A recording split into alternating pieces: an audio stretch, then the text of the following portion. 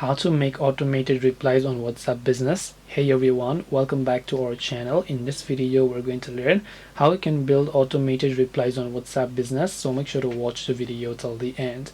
If you have WhatsApp Business and you want to schedule automated responses, it's actually quite very simple. Once you open WhatsApp Business, just tap the three dots option, then go to the option that says Business Tools over here, and then you will set this type of interface here, right? So what you want to do from here is you can see greetings messages, OM messages, quick replies. You can set up these yourself. So when someone visits your profile, you can actually send an automated greeting message and then tap on save. You can edit that.